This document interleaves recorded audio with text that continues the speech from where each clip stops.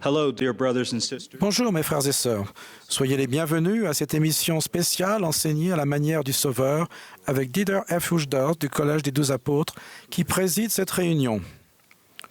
Il est accompagné de son épouse Harriet Uchtdorf et je m'appelle Ahmad Corbett. Je suis premier conseiller dans la présidence générale des jeunes gens. Nous sommes vraiment reconnaissants d'être avec vous. Nous souhaitons également la bienvenue à Bonnie Cordon, présidente générale des jeunes filles, et Mark Pace, président général de l'école du dimanche, qui sont avec nous aujourd'hui. La musique de cette émission a été préenregistrée. Le cantique d'ouverture « Apprends-moi à marcher dans la clarté » sera interprété par des jeunes adultes de la République dominicaine. Bonnie Cordon fera ensuite la prière d'ouverture.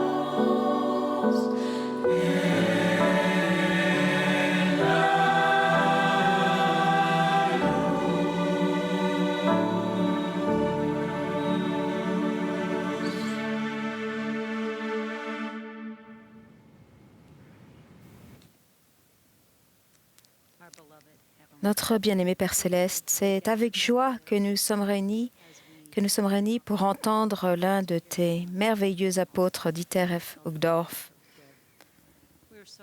Nous sommes tellement reconnaissants qu'il nous montre par sa vie et son exemple comment enseigner à la manière du Sauveur. Père, nous te remercions pour les occasions que nous avons d'instruire tes enfants. Nous te remercions pour les instructeurs de tous âges. Père, nous prions pour que nous puissions toujours témoigner de ton Fils Jésus-Christ, de sa vie, de sa mission et de son sacrifice infini. Nous l'aimons et sommes reconnaissants de la manière dont le fait d'apprendre à connaître notre Sauveur Sauveur change notre vie. Nous sommes reconnaissants pour les occasions d'apprendre à mieux instruire, aimer et servir.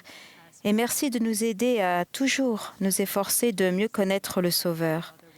Père, nous prions pour que ton Esprit soit abondamment présent, afin que nous puissions avoir des yeux pour voir, des oreilles pour mieux comprendre comment être de meilleurs instructeurs, pour avoir un amour plus profond pour les personnes qui nous entourent et les aider à mieux connaître Jésus-Christ. Nous sommes tellement reconnaissants pour ton plan glorieux du bonheur et en nous efforçant de mieux connaître le Sauveur et d'aimer les personnes que nous instruisons, nous prions pour que nous puissions avoir une meilleure vision de l'éternité. Nous disons ces choses humblement au nom de ton Fils Jésus-Christ. Amen.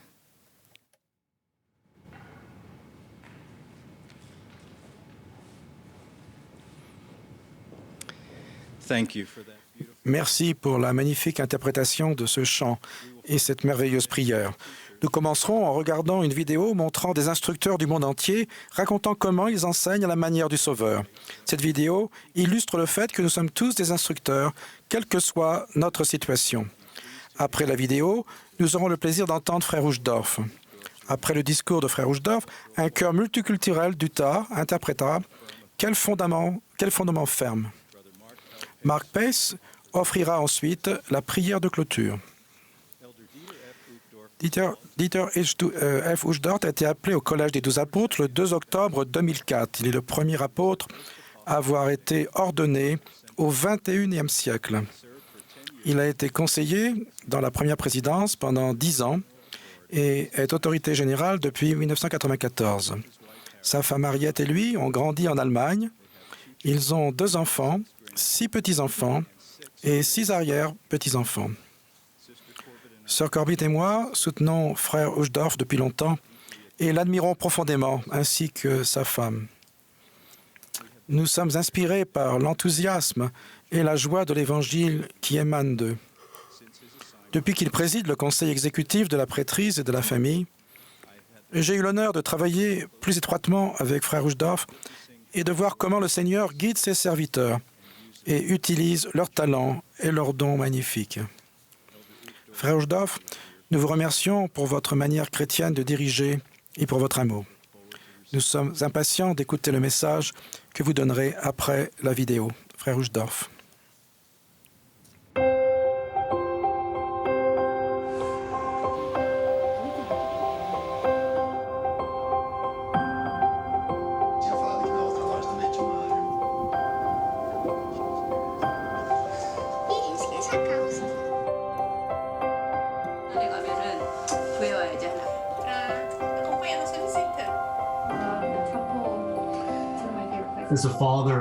En tant que père, je crois que l'une des plus grandes responsabilités est d'enseigner à mes enfants adolescents à reconnaître les vérités et les points de doctrine qui se trouvent dans les Écritures, qui les touchent personnellement et qui ont un rapport direct avec leur situation. Cela a été une leçon vraiment importante pour moi, d'avoir conscience de l'esprit ainsi que de leurs besoins, mais surtout de les amener à aimer les Écritures et à comprendre que la doctrine peut s'appliquer à eux.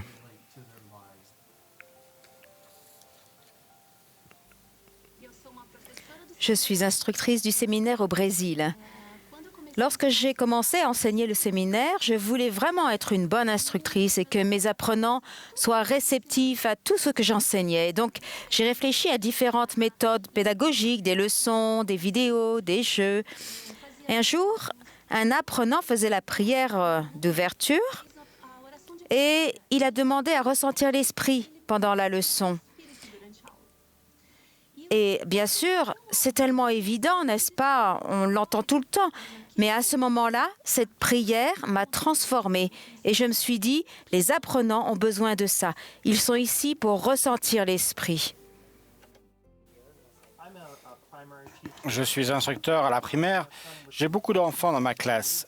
Certains d'entre eux ont besoin de besoins particuliers. Et par chance, nous avons reçu une excellente formation de notre président de la primaire.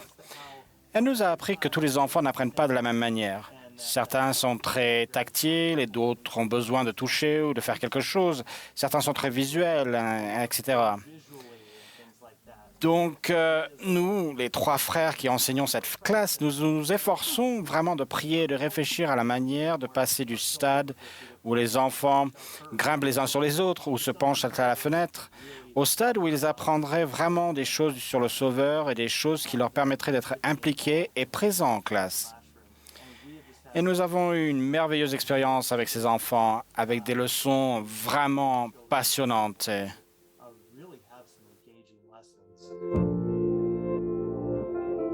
Je viens du Brésil et je suis instructeur à l'Institut. Un jour, dans un cours de l'Institut, pendant la pandémie, nous avons dû faire nos cours en ligne. J'ai invité tout le monde, mais un seul apprenant était présent. Il avait beaucoup de questions parce que c'était un nouveau membre. Ce jour-là, grâce au murmure de l'esprit, j'ai répondu à beaucoup de ses questions. Je suis très heureux parce qu'aujourd'hui, il se prépare à faire une mission.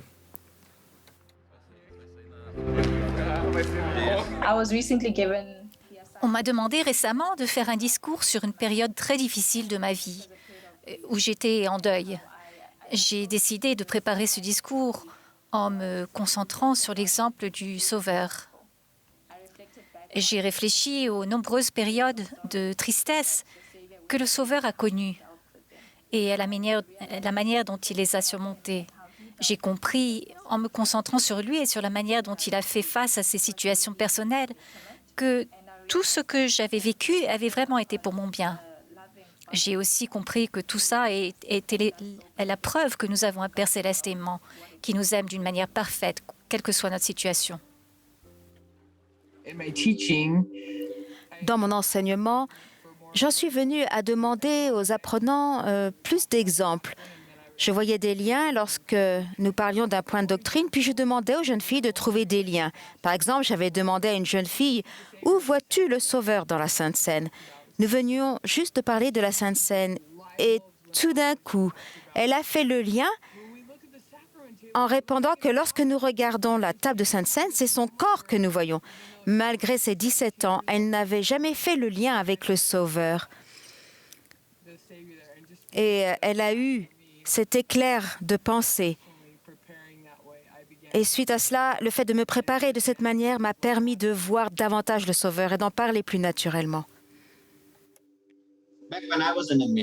Pendant ma mission, j'ai appris à être toujours prêt à écouter les inspirations de l'Esprit. Cela m'aide à comprendre les amis de l'Église et à les instruire par l'Esprit également. En tant que sœur de service pastoral, quand je prie pour chacune des sœurs sur lesquelles je veille, je ressens un plus grand amour pour elles. Je ressens aussi l'amour du Seigneur.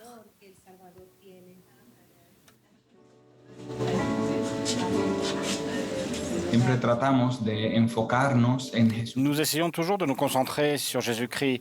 Et j'ai remarqué que lorsqu'en classe, j'attire l'attention des apprenants sur Jésus-Christ, et ce qui est dans les Écritures en est un symbole ou un lien avec lui, alors les apprenants le recherchent intentionnellement dans les Écritures. Cela a une influence sur eux.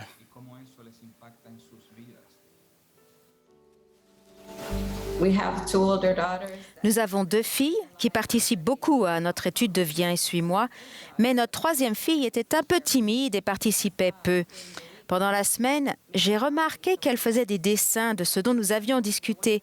Je me suis dit que ce serait une excellente manière de lui faire sentir qu'elle apportait quelque chose. Je lui ai demandé de nous montrer ses dessins et chaque semaine, elle en faisait de nouveau en rapport avec tout ce dont nous parlions. Puis elle a commencé à témoigner, en plus des dessins et des témoignages écrits. C'était une bonne manière de lui faire comprendre sa valeur et qu'elle pouvait prendre part à nos discussions et qu'elle nous aidait vraiment à faire grandir notre témoignage. Le Seigneur nous a appris à aimer tous nos apprenants. Donc, J'aime vraiment m'intéresser à leur domaine de prédilection et à leurs activités en dehors de l'Église. J'aime aussi tenir compte de leurs anniversaires, bien connaître leurs noms et m'adresser à eux comme les formidables individus qu'ils sont. Je me soucie de ces enfants chéris de notre Père céleste. Et si l'un d'eux ne vient pas en classe, je prends contact avec lui personnellement. J'ai toujours conscience de chacun d'eux. En tant qu'évêque, je travaille beaucoup avec les jeunes. Et je crois que l'un des meilleurs moyens de les aider est de se concentrer sur Jésus-Christ. Je fais cela en utilisant le programme de développement personnel conçu pour tous les jeunes. Il y avait un jeune homme qui n'assistait pas au séminaire. J'ai pensé que le fait de l'amener à comprendre pourquoi nous devons devenir comme Jésus l'aiderait vraiment. Alors, nous avons organisé une activité sur le développement personnel. Depuis cette activité, il assiste régulièrement au séminaire. Donc je sais que si nous voulons que les jeunes grandissent spirituellement et temporellement, nous devons les aider à vouloir devenir comme Jésus.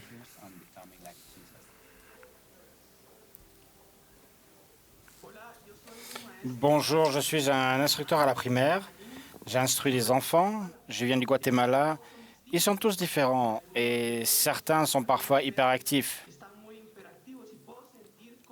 Je ressens que Jésus-Christ veut les instruire d'une manière qui les touche individuellement. Je me souviens d'une fois où les enfants, particulièrement agités, il y avait un petit garçon avec énormément d'énergie. Je l'ai invité à être mon assistant pendant la leçon. J'ai tiré profit de cette énergie pour instruire les autres enfants. Je sais que Jésus agit ainsi avec chacun d'entre nous. Il nous instruit par des moyens très précis pour que nous apprenions. Je témoigne que Jésus-Christ et notre Père céleste nous aiment individuellement. Il nous est possible de ressentir leur amour lorsque nous faisons connaître l'Évangile.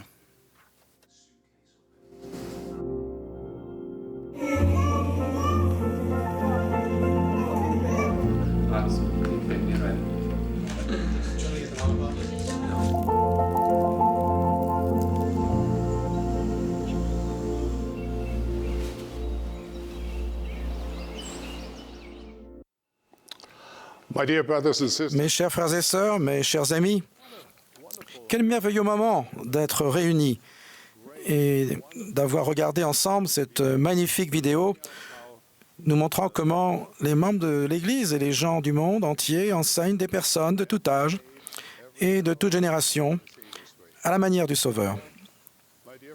Mes chers amis, je suis vraiment reconnaissant de me trouver aujourd'hui parmi les personnes que je préfère, les instructeurs du passé, du présent et du futur. Étant donné que tout le monde est amené à instruire d'une manière ou d'une autre, je pense que le groupe de personnes que je préfère inclut beaucoup de monde. J'aime les instructeurs. J'aime passer du temps avec eux. J'aime les instructeurs qui ont marqué ma vie et je leur dois énormément.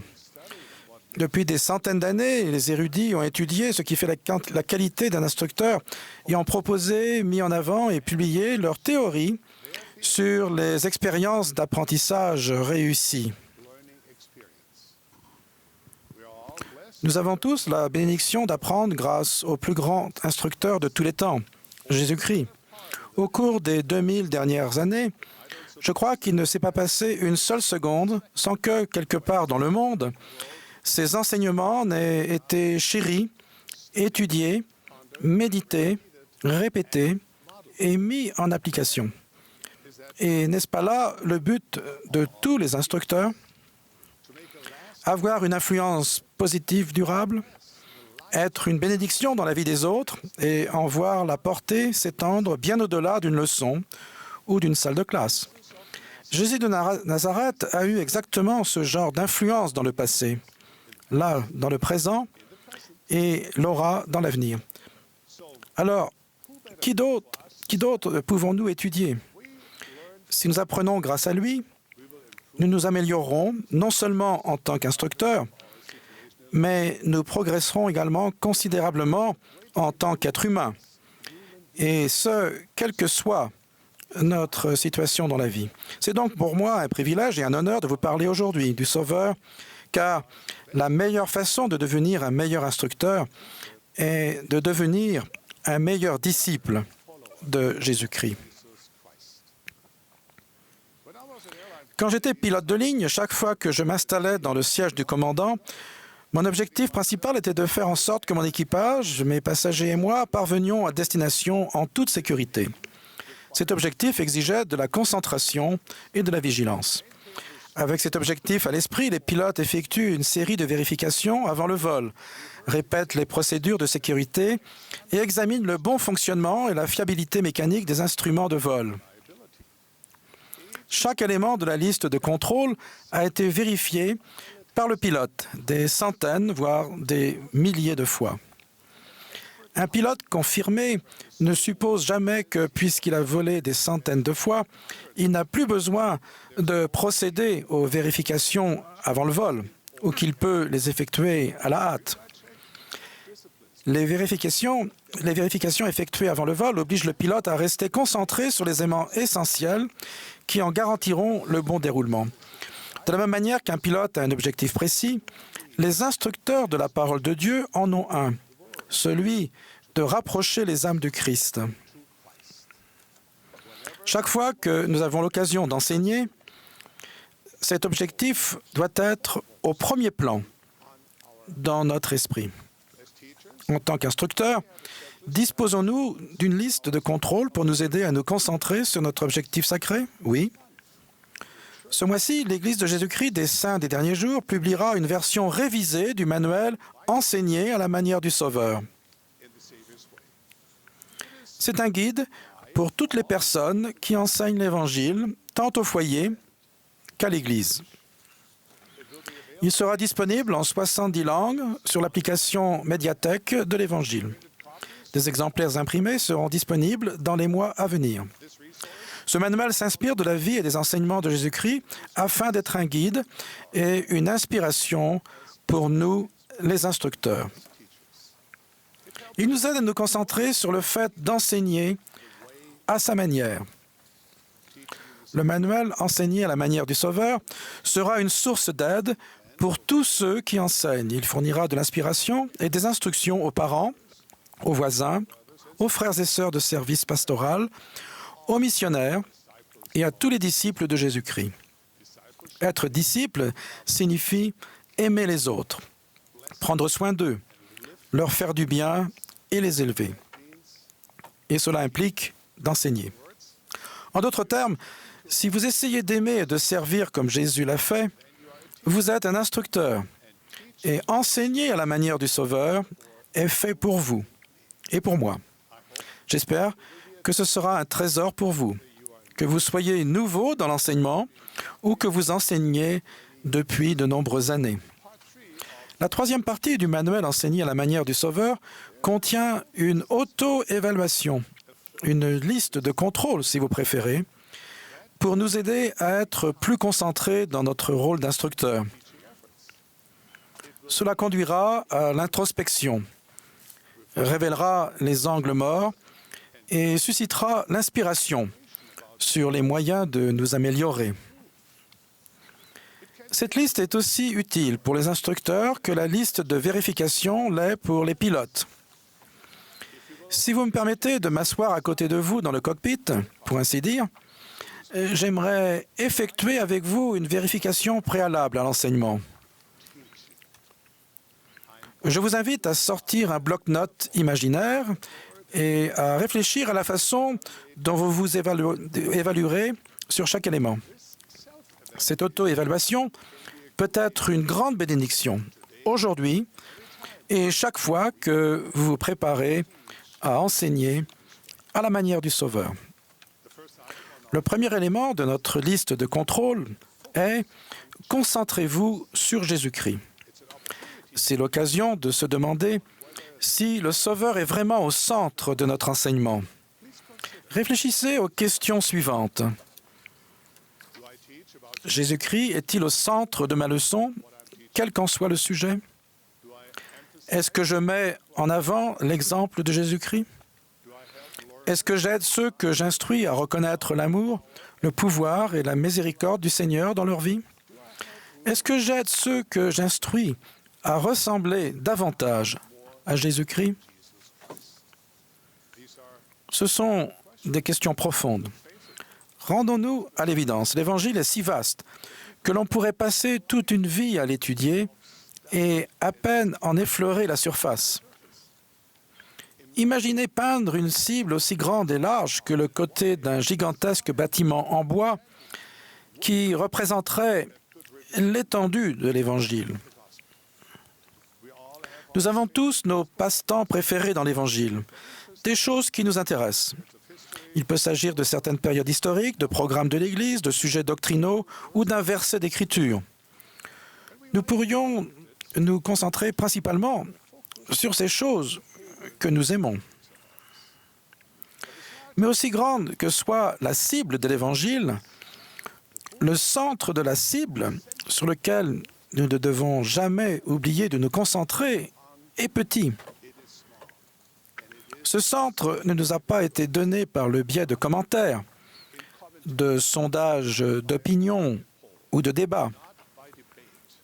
C'est le Sauveur lui-même qui nous l'a donné. Aimez Dieu et aimez votre prochain. Voilà le centre de la cible. D'autres choses peuvent nous intéresser. Elles peuvent même être importantes, mais elles n'en sont pas le centre. Ces choses ont un rôle secondaire. Elles sont semblables à la garniture de notre menu. Peut-être les feuilles de salade qui décorent le plat principal. Elles peuvent ajouter du piment, de la variété, peut-être aussi beaucoup de vitamines. Mais elles ne constituent pas le plat principal. Quel est donc notre objectif dans l'enseignement? Notre objectif est d'aider les personnes que nous instruisons à se rapprocher du Christ, à accroître leur connaissance et leur amour de Dieu et à le servir en tendant la main avec compassion à tous ses enfants. C'est cela, le centre de la cible. Et où trouvons-nous notre plus grand exemple d'amour pour Dieu et pour les autres? Dans la vie et les enseignements de notre Sauveur et Rédempteur. En amenant des âmes au Christ, nous les aidons à faire grandir leur foi et leur amour pour Dieu. Et nous les aidons à accroître leur compassion et leur amour pour autrui.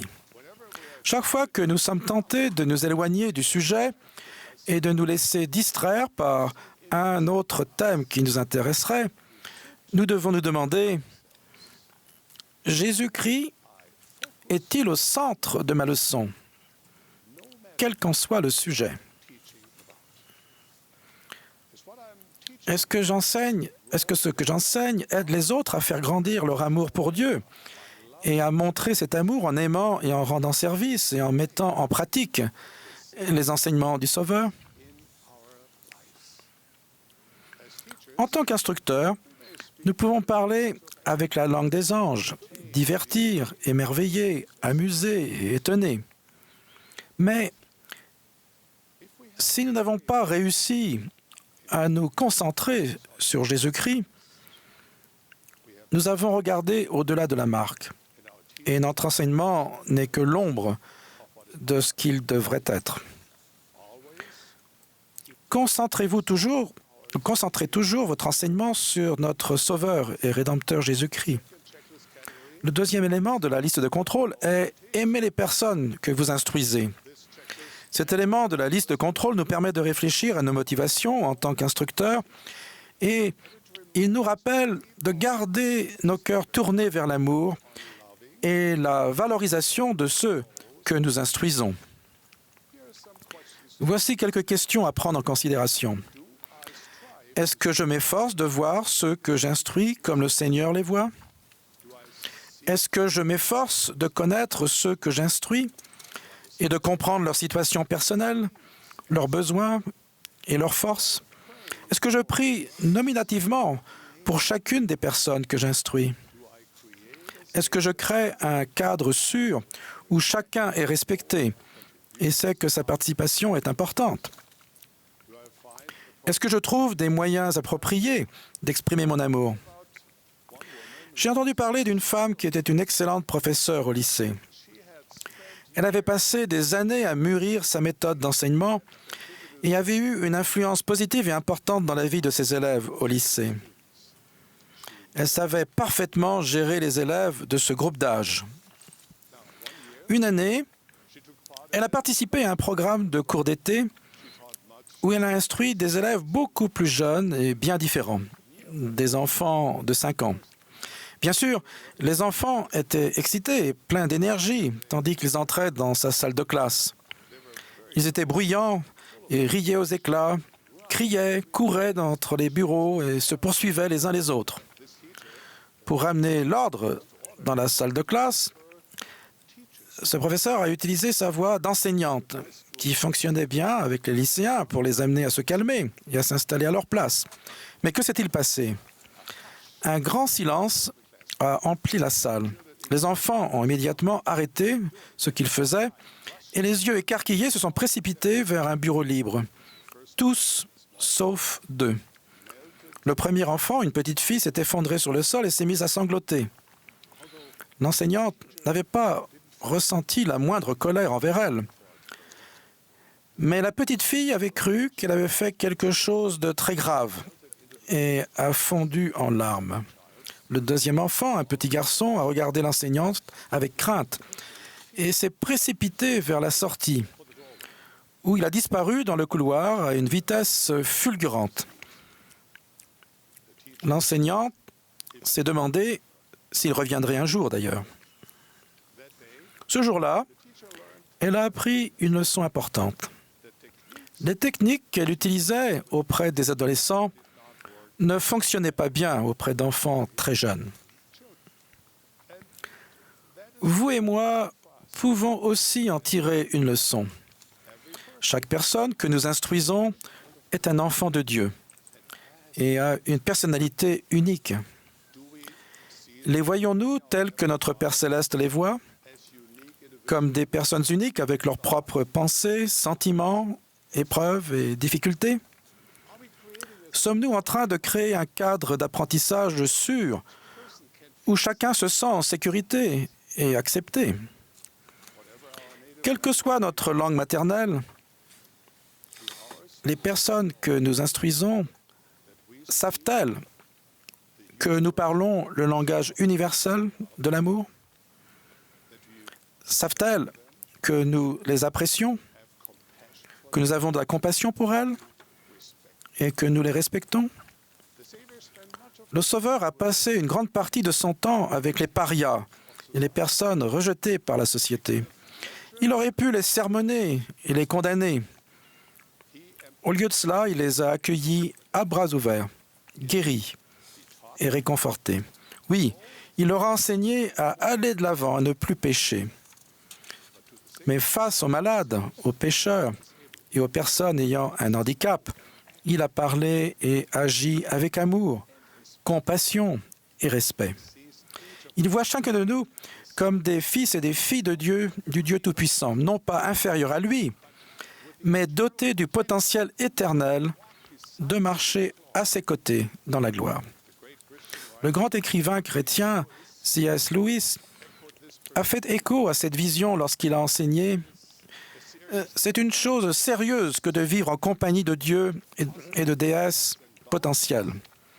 De se rappeler que la personne la plus ennuyeuse et la plus inintéressante à qui vous parlez pourra un jour être une créature telle que, si vous la voyiez maintenant, vous seriez tenté de l'adorer. » Il a poursuivi en disant « Il n'existe pas de gens ordinaires. Vous n'avez jamais parlé à un simple mortel. C'est avec des êtres immortels que nous plaisantons, travaillons, marions. Ce sont des êtres immortels que nous dédaignons et exploitons, des êtres immortels dont la splendeur est éternelle. Lorsque nous traitons les autres avec ce genre de respect, nous reflétons l'exemple de Jésus-Christ. Aimons comme il a aimé. Élevons comme il a élevé. Enseignons comme il a enseigné. Souvenons-nous d'aimer, de respecter et d'élever ceux que nous instruisons. Le troisième élément de la liste de contrôle est enseigner par l'esprit. Réfléchissez aux questions suivantes. Comment puis-je me préparer spirituellement à enseigner? Est-ce que je réponds au murmure de l'esprit concernant les besoins des personnes que j'instruis? Est-ce que je crée un cadre et des occasions propices pour que le Saint-Esprit instruise les personnes présentes? Est-ce que j'aide ceux que j'instruis à rechercher et à reconnaître la révélation personnelle et à agir en conséquence? Est-ce que je témoigne souvent à ceux que j'instruis et les incite à faire de même? J'essaie de me rappeler souvent que dans tous mes efforts pour enseigner l'Évangile et amener les gens à Jésus-Christ, je ne peux convertir personne. Seul le Saint-Esprit peut le faire. Nous pouvons enseigner beaucoup de choses, mais la conversion est la responsabilité de l'Esprit. Elle se produit lorsque le Saint-Esprit touche le cœur d'une personne et que celle-ci répond à son influence en suivant le Sauveur. Si quelqu'un est convaincu de suivre Jésus-Christ par des paroles persuasives ou des arguments raisonnés, cette conviction peut être aussi éphémère que la semence qui tombe dans des endroits pierreux.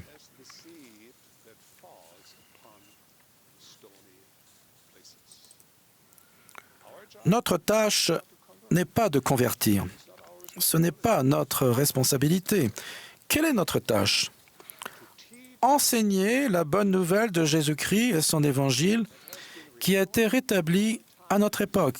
Il y va de notre responsabilité d'appuyer nos paroles par nos actes honnêtes et sincères. Notre vie, comment nous nous comportons. Le fait qu'une personne agisse ou non, conformément à ce que nous enseignons, ne concerne qu'elle et Dieu. Cependant, soyons le pont qui relie ceux que nous instruisons au Saint-Esprit. Soyons la fenêtre par laquelle le Saint-Esprit entrera dans leur vie. Nos paroles et nos actes peuvent enseigner la doctrine de Christ d'une manière qui les aidera à faire l'expérience de l'intercession du Saint-Esprit. Comme Dallin H. Oaks l'a enseigné, l'étude et la raison peuvent trouver la vérité, mais seule la révélation peut la confirmer. Je répète cette phrase. L'étude et la raison peuvent trouver la vérité, mais seule la révélation peut la confirmer. Parfois, nous avançons dans la vie comme des somnambules. Nous voyons des choses dont nous nous souvenons à peine. Il peut s'agir de publicités, de citations trouvées sur Pinterest et même de panneaux routiers. La plupart de ces choses envahissent notre esprit sans pénétrer dans notre cœur. Mais si le Saint-Esprit parle à notre âme, à votre âme tout entière, vous ne pouvez pas l'oublier, car cela vous transforme, cela nous transforme. Souvenez-vous de ce que Joseph Smith a dit après avoir lu Jacques 1, verset 5. Jamais aucun passage de l'Écriture ne toucha le cœur de l'homme avec plus de puissance que celui-ci ne toucha alors le mien. L'Esprit peut prendre une simple pensée exprimée d'une manière ordinaire et la rendre brûlante comme le feu. La conversion d'une personne ne dépend pas de notre éloquence ni de notre maîtrise des Écritures. Elle ne dépend pas de la qualité de notre enseignement, ni de notre manière de défendre la doctrine. Elle ne dépend pas de notre intelligence, de notre charisme, ni de notre maîtrise de la langue. Tout ce sur quoi nous devons travailler, c'est de savoir par nous-mêmes. Notre Père céleste nous invite alors à ouvrir notre bouche en tout temps, annonçant son évangile d'une voix pleine d'allégresse. Si nous faisons cela, le Saint-Esprit témoignera de la vérité.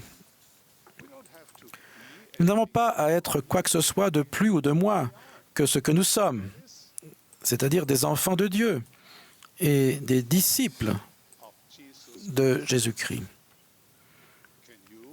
Êtes-vous capable d'exprimer avec joie votre amour pour le Sauveur, son Évangile et son Église?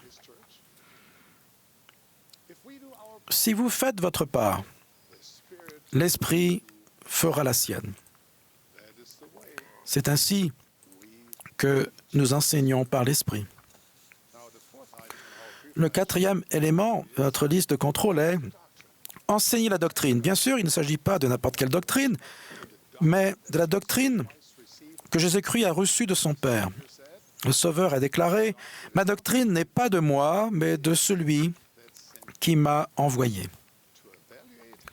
Pour évaluer la façon dont vous suivez son exemple, réfléchissez à ces questions. Est-ce que j'apprends moi-même la doctrine? Mes leçons sont-elles basées sur les Écritures et les paroles des prophètes actuels? Est-ce que j'aide ceux que j'instruis à reconnaître et à comprendre les vérités qui se trouvent dans les Écritures? Mes leçons sont-elles axées sur les vérités qui édifient la foi en Jésus-Christ? Est-ce que j'aide ceux que j'instruis à établir un rapport personnel avec la doctrine? Dans notre dispensation, le Seigneur a déclaré « Je vous donne le commandement de vous enseigner les uns aux autres la doctrine du royaume. Enseignez diligemment, et ma grâce vous accompagnera. » Quelle est la doctrine que nous devons enseigner? Ce sont les paroles qui sortent des Saintes Écritures et de la bouche des apôtres et des prophètes. Ce sont eux qui ont le droit et l'autorité d'expliquer et de clarifier la doctrine. Et c'est à travers eux que Dieu a toujours déclaré sa parole, permettant à ses enfants d'être guidés et d'acquérir une plus grande compréhension. La doctrine centrale et salvatrice de l'Église de Jésus-Christ des saints des derniers jours est que Jésus est le Christ, le Sauveur et le Rédempteur de l'humanité. L'apôtre Paul, qui a vu le Sauveur ressuscité et communier avec lui, a écrit aux Corinthiens « Je vous rappelle l'évangile que je vous ai annoncé, que Jésus le Christ est mort pour nos péchés, qu'il a été enseveli, qu'il est ressuscité le troisième jour et qu'il est apparu à Céphas, puis aux 12. » Fin de citation. Il nous est commandé de saisir la parole de Dieu qui est vivante et puissante, qui conduira l'homme du Christ selon un itinéraire étroit et resserré et déposera son âme, oui, son âme immortelle, à la droite de Dieu dans le royaume des cieux. En tant qu'instructeurs, nous ne devons pas avoir honte de l'évangile de Jésus-Christ. Au contraire, nous devons joyeusement élever la voix en enseignant sa doctrine, même si cela peut sembler être une pierre d'achoppement pour certains et une folie pour d'autres. C'est une puissance de Dieu pour le salut de quiconque croit.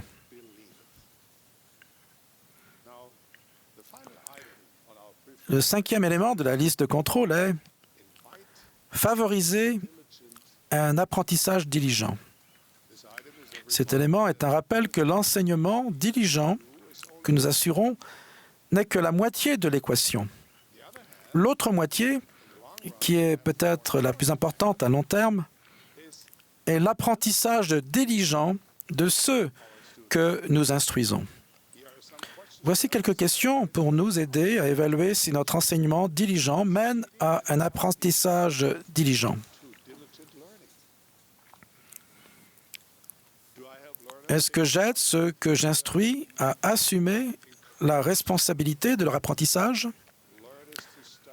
Est-ce que j'exhorte ceux que j'instruis à étudier l'Évangile quotidiennement? Est-ce que j'exhorte ceux que j'instruis à parler des enseignements qu'ils reçoivent? Est-ce que je demande à ceux que j'instruis de mettre en pratique ce qu'ils apprennent? Notre esprit a besoin d'être continuellement nourri pour que nous puissions devenir les êtres de lumière et de gloire que Dieu souhaitait que nous devenions en nous créant.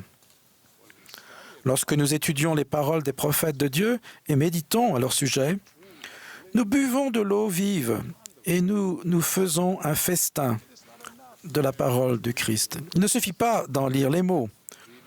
Nous devons y prêter attention, méditer à leur sujet et les assimiler.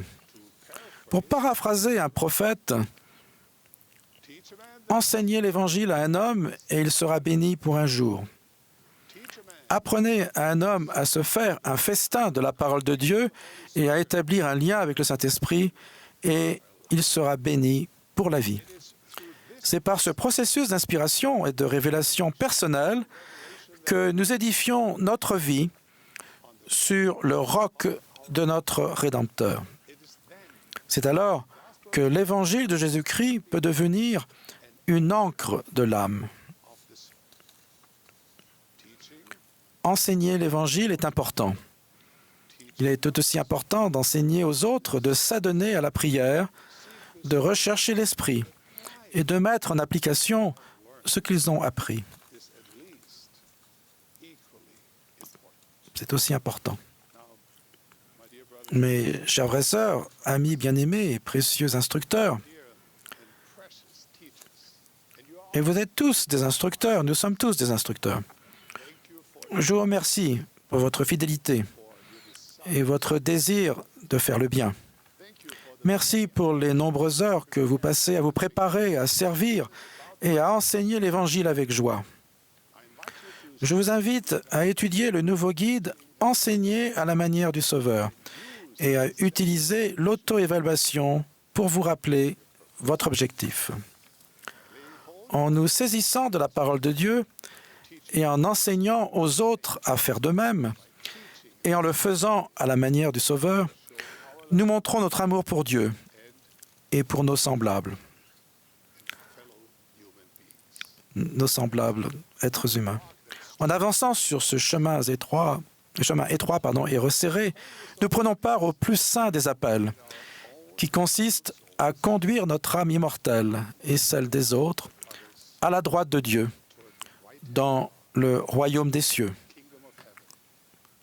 pour s'asseoir avec Abraham et Isaac, avec Jacob, et avec tous les saints hommes qui furent nos pères, pour n'en plus sortir. Que Dieu vous bénisse, mes collègues instructeurs, mes chers amis, pour vos efforts sincères pour enseigner au nom du Sauveur, au nom sacré du plus grand instructeur de tous les temps, au nom de notre Maître Jésus le Christ. Amen.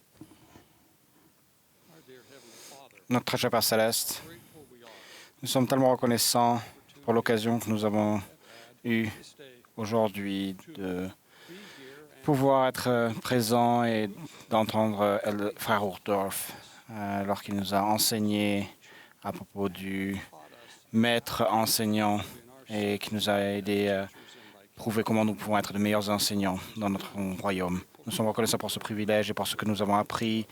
Nous sommes reconnaissants pour ce que nous avons ressenti. Et nous sommes reconnaissants pour l'inspiration qui nous a été donnée.